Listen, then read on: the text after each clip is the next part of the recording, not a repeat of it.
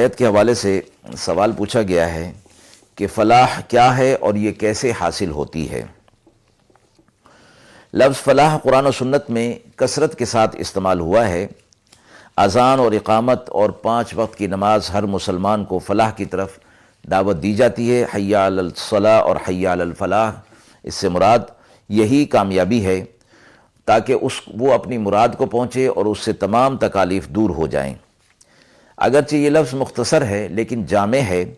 انسان کی کوئی چیز، کوئی خواہش ایسی نہیں جو اس کے اندر شامل نہ ہو، اور ظاہر ہے کہ مکمل فلاح کہ ایک ایسی مراد بھی نہ رہے جو پوری نہ ہو، اور ایک ایسی تکلیف بھی نہ ہو جو دور نہ ہو۔ اس دنیا کے اندر تو کسی کو بھی یہ چیز حاصل نہیں ہے، یہاں تک کہ بڑے سے بڑا بادشاہ اور خود انبیاء علیہ الصلوۃ والسلام بھی اس سے محفوظ نہیں تھے کہ کوئی چیز ان کی خلاف تباہ نہ ہو جائے، اور جو خواہش جس وقت دل میں پیدا ہو بلا تاخیر پوری ہو جائے، یہ دنیا کے اندر ممکن نہیں۔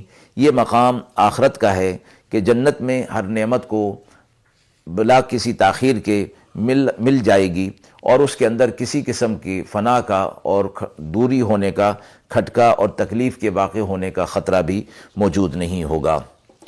اس سے معلوم ہوا فلاح کامل کسی انسان کو اس دنیا کے اندر حاصل نہیں ہو سکتی، کیونکہ دنیا دار المحنت ہے اور دار العمل ہے، دار الجزا نہیں ہے۔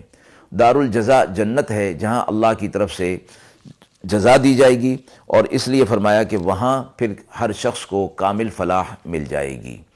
وآخر دعوانا ان الحمد للہ رب العالمین۔